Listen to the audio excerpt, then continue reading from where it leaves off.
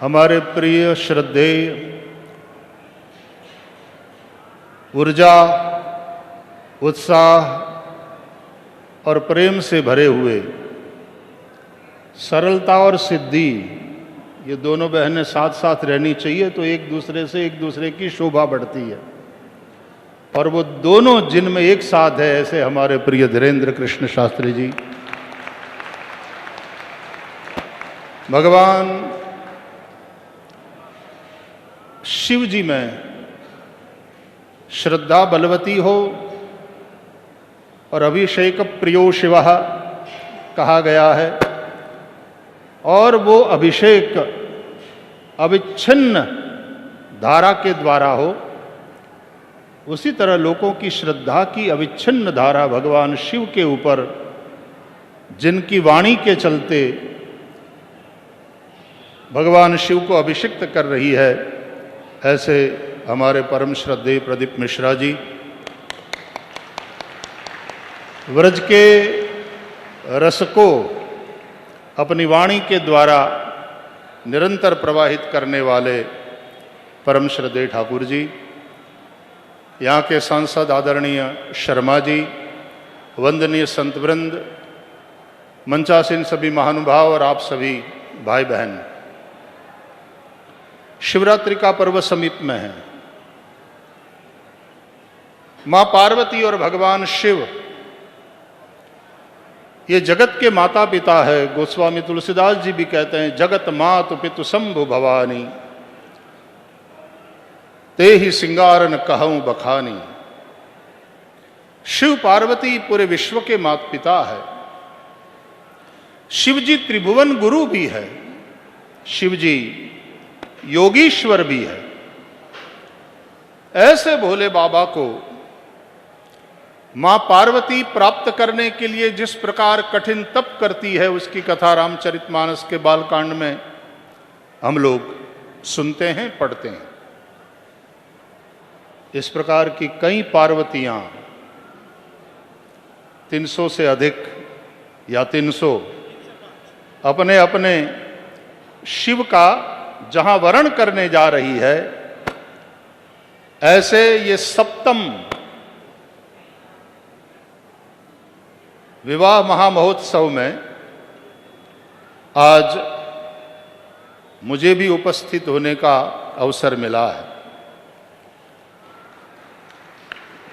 3 साल से यहां आने का प्रयास और मन में प्रबल इच्छा भी, लेकिन फिर जब हनुमान जी बुलाते हैं तब आना होता है। अब की बार बागेश्वर धाम ने खींच लिया, तो इस अवसर पर मैं यहां उपस्थित हो पाया। कहीं बहुत एक बढ़िया वाक्य पढ़ा था। आप कहीं मंदिर में जाते हो, दान देते हो, कभी कभी उसकी रसीद मिलती है। तो मनुष्य ने जो पुण्य किया है, उसकी परमात्मा की ओर से मिली हुई रसीद क्या है? बोले बेटी। जीवन भर के पुण्य कार्यों की यदि परमात्मा के द्वारा मिली हुई कोई रसीद हो तो वो बेटी है। और ऐसी प्यारी बेटियां हमारे यहां तो बेटी बचाओ बेटी पढ़ाओ, ये एक अभियान चलता रहा, जिसकी बहुत आवश्यकता थी। हम भी बहुत सारी बेटियों को पढ़ाते हैं। सैकड़ों बेटियां रह करके पढ़ रही हैं, और उन चुलबुली छोटी छोटी बच्चियों को देखकर इतना मन प्रसन्न होता है। सच में एक बाप के रूप में उन बेटियों को हंसते खेलते देखते हैं तो पूरी थकावट उनकी मुस्कान देख करके ही दूर हो जाती है।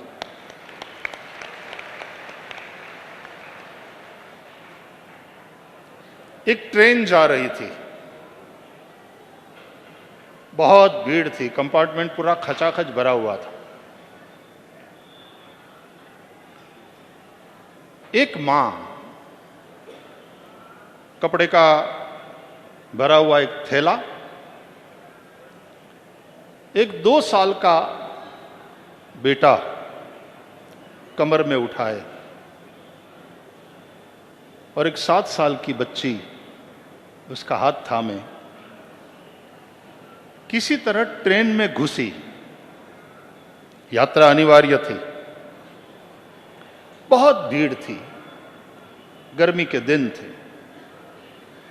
खड़े होने की जगह बड़ी मुश्किल से नसीब हुई, बैठने का तो सवाल ही नहीं था। ऐसे में कभी कभी क्या होता है कि एक सीट पर यदि 3-4 बैठे हैं, यदि वो चाहे तो कम से कम 5वें की थोड़ी सी तो जगह बना सकता है। लेकिन कोई एक आदमी उठकर चला भी जाए तो फिर पालथी बड़ी पांव ऊपर करके पालथी लगा लेते हैं ताकि कोई दूसरा नहीं आवे। ऊपर बर्थ पर भी लोग बैठे थे, हिलने डुलने की जगह नहीं थी, साधारण कंपार्टमेंट था, बड़ी गर्मी हो रही थी। वो माता बेचारी अपना पसीना पोंछते 2 साल के रोते हुए बच्चे को संभालती, और वो 7 साल की बच्ची। ऐसे ही 1.5-2 घंटे की यात्रा पूरी हुई। अब तो वो बच्ची भी शिकायत करने लगी कि माँ मुझे बैठना है, मुझसे खड़ा नहीं हुआ जाता। पिहर जा रही थी बच्चों को लेकर के वो माई। तो उस माता ने बच्ची को प्यार से समझाया कि बेटा अभी आ जाएगा मामा का घर, अभी हम पहुंच जाएंगे, अभी नाना का घर आ जाएगा, सब लोग हमें लेने आएंगे रेलवे स्टेशन पर। किसी तरह बच्ची को समझाती, रोते हुए बच्चे को संभालती। 3 घंटा इसी तरह से यात्रा चलती रही। लोग देखते रहे उस बहन की परेशानी को, रोते हुए बच्चे को, और थकी हुई उस 7 साल की बेटी को। लेकिन किसी ने उसको बैठने की जगह नहीं दी। अब उस बच्चे ने कहा, मां अब तो मेरे से खड़ा नहीं रहा जाता, मुझे बैठना है। मां की आंख में तब आंसू आ गए, गाल पकड़े उसके कि मेरे बच्चे खड़ा हो, रह सको या न रह सको, ये यात्रा इसी तरह पूरा करना पड़ेगा, क्योंकि इस यात्रा में हम सफर बहुत है, हम दर्द कोई नहीं। जिंदगी की यात्रा भी बहुत भीड़ है, बहुत भीड़ है, जहां जाओ भीड़ है। और जिंदगी की यात्रा तो करनी है, चलना ही है, चलते रहना है, चाहे जैसी प्रतिकूलता हो, जीना है। वो क्या एक गाना है, संसार में आए हैं तो जीना ही पड़ेगा, ऐसा कुछ है ना। तो जीना तो है ही है, और इस यात्रा में बड़ी भीड़ है। लेकिन इस यात्रा को यदि हम केवल हम सफर बन करके न करें, लेकिन हम दर्द बन करके यदि करते हैं, तब 300 कन्याओं का विवाह होता है। ये उन बेटियों की पीड़ा, या सयानी हो गई, विवाह के योग्य हुई, वो बेटी एकांत में, क्योंकि अब समझदार है, वो अपने माँ बाप की चिंता को भी समझती है, उसने अपने भी भविष्य के सपने संजोए हैं, पाले हैं, लेकिन उन सपनों को साकार करने की कोई संभावना दूर दूर तक नजर नहीं आती। मन ही मन घुटती रहती है बच्ची। अपने माँ बाप की फिक्र को देख करके भी उसको दुख होता है, और जिसके माता पिता भी नहीं हैं, ऐसी बेटियां, उनकी मनस्थिति जो है उसको कौन पूछे। अभी जो हमने ये फिल्म देखी, अचानक से उन बेटियों के मन में जो एक आशा जगती है कि हमारा कोई है, हम निराधार नहीं है, हमारा एक बाप है और वो समर्थ बाप है। जब उसने हमें अपनाया है तो अब हमारा आगे वाला जीवन बहुत सुखी संपन्न होगा।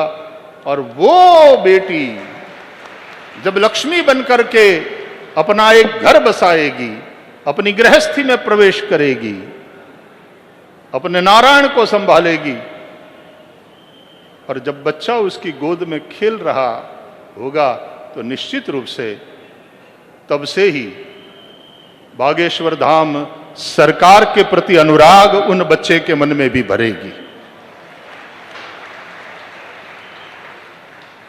300 बेटियों के विवाह की जिस प्रकार से व्यवस्था की गई है, मुझे आश्चर्य भी होता है, थोड़ा धक्का भी लगता है जब कोई कहे कि इनके पास इतना करोड़ रुपया है, ये बाबा ने इतना इकट्ठा कर लिया।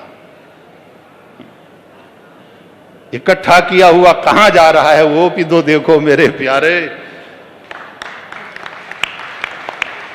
मैं वहां आज गुरुकुल का प्रारंभ हुआ तो वही कह रहा था कि जब सूरज तप रहा हो उस वक्त जो प्रकल्प करने हैं कर लेने चाहिए।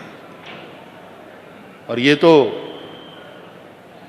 बालाजी भगवान बाल समय रवि बख्शी लियो तब तीनहु लोक भयो अंधियारो। हनुमान जी महाराज सूरज को खाने वाला है, इसका मतलब यह है सूर्य नारायण गुरु है हनुमान जी के। और किस तरह से आप मुझे ज्ञानोपदेश करिए। हमारे शास्त्रों में यह भी कहा गया आरोग्यम भास्कराद इच्छेत, आरोग्य की कामना भगवान भुवन भास्कर से करिए, सूर्य नारायण से करिए। और यह गुरु महाराज की कृपा है फिर हनुमान जी कि नासै रोग हरे सब पीरा जपत निरंतर हनुमत वीरा। और उन्हीं हनुमान जी की कृपा से यहां आने वालों की बहुत सारी समस्याएं दूर होती है। यह श्रद्धा का विषय है, यह श्रद्धा का विषय है। तो हनुमान जी महाराज को बचपन से ही सूर्य की भूख यानी प्रकाश की भूख है, ज्ञान की भूख है।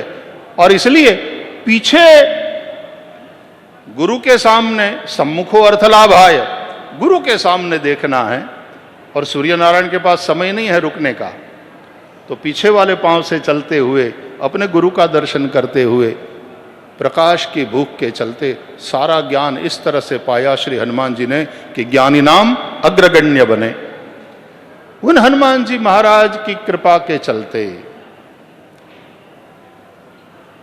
ऐसा लगता है कुछ हम कर नहीं रहे हैं, सब हो रहा है, सब हो रहा है। जो कुछ कर रही है वो कृपा कर रही है। और निमित्त मात्रम भव सव्यसाचिन, जो भगवान श्री कृष्ण ने भी गीता में कहा, लेकिन तू निमित्त बन। इस तरह से यूं हाथ रख करके भगवान कंधे पर हाथ रख करके कहे तो वो सिलेक्शन अपना यदि करें तो उसकी जो धन्यता है कि परमात्मा ने मुझे इसमें निमित्त बनाया, बहुत बहुत प्रसन्नता हो रही है। शिव पार्वती वाला दिव्य दाम्पत्य हमारे ये जो 300 कन्या, 300 से अधिक कन्या गृहस्थाश्रम में प्रवेश करने जा रही है, तो उनका मंगलमय दाम्पत्य हो। मैंने प्रारंभ में जो श्लोक कहा बड़ा प्यारा श्लोक है, प्रसिद्ध श्लोक भी है। वागर्था विव संपृक्तौ वागर्थ प्रतिपत्तये जगतः पितरौ वंदे पार्वती परमेश्वरौ। गिरा अर्थ जल बीच सम कहियत भिन्न न भिन्न। वाणी और उसका अर्थ भिन्न होते हुए भी अभिन्न है। उसी प्रकार शिव और पार्वती दिखने में दो है, कहने में दो है, सुनने में दो है, वास्तव में वे एक ही है। शादियों में जाता हूं तो अथर्ववेद में तो बहुत सारी ऋचाएं हैं, बहुत सारे मंत्र है गार्हस्थ्य धर्म से संबंधित, बहुत सुंदर ऋचाएं हैं। कभी कभी बीच बीच में कोई मंत्र को लेकर के ऐसा स्वाध्याय चिंतन करके, व्यासपीठ तो अपनी बांटने की जगह है, इसलिए तो गोपियों ने भी भूरिदा जना कहा है वक्ताओं को, उदार दान देने वाले। और सच में स्वाध्याय करने के बाद जो नवनीत मिलता है तो अंदर से एक जल्दी भी होती है कि कब 9:30 बजे और वहां पहुंच करके ये माखन बांटा जाए, ये प्रसाद बांटा जाए। इसलिए स्वाध्याय प्रवचनाभ्याम न प्रमदितव्यम, ये आदेश। तो वाणी और उसका अर्थ,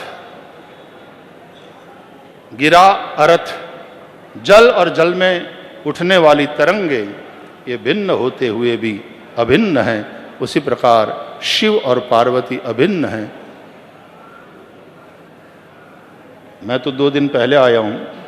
उन 300 से ज़्यादा जो नव दंपति यहाँ होंगे मंडप में, तो मैं तो उनको यही कहूँगा कि बेटा अब तक आप जो पढ़ाई किए थे उसमें मैथमेटिक्स एकदम सिंपल था, 1 + 1 = 2, लेकिन अब मैरिज वाला मैथमेटिक्स बदल जाता है, उसमें 1 + 1 = 1। जब ये वाला जवाब मिलता है तो दाम्पत्य जीवन सफल। और हमारे प्रिय धीरेन्द्र शास्त्री जी, अब आपसे कोई पूछेंगे कि आपके बच्चे कितने हैं, क्या कहोगे? इतनी बेटियों के बाप जो बन बैठे हैं और फिर बढ़ती जा रही है, और उन बेटियों का कितना भाव, कितनी श्रद्धा अपने इस धर्म पिता पर कि हमारा एक समर्थ बाप जिसके ऊपर सन्यासी बाबा के आशीर्वाद है, श्री हनुमान जी महाराज का वरद हस्त है, वो समर्थ है। हमें किस बात की चिंता? अब जो कार्य हो रहा है देखकर बहुत प्रसन्नता होती है।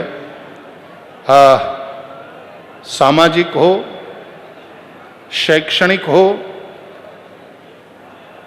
या चिकित्सा की बात हो, सभी क्षेत्रों में बागेश्वर धाम के द्वारा जो यज्ञ हो रहे हैं। आज संस्कृत गुरुकुल का भी प्रारंभ हुआ, उसमें भी बच्चे देवभाषा संस्कृत का अभ्यास करेंगे, वेद की ऋचाएं गुंजायमान होगी, समाज के उत्थान के लिए भी ये सब कार्य हो रहे हैं, और धर्म और आध्यात्मिक एक चेतना का नव जागरण हो, इसलिए भी कार्य हो रहा है।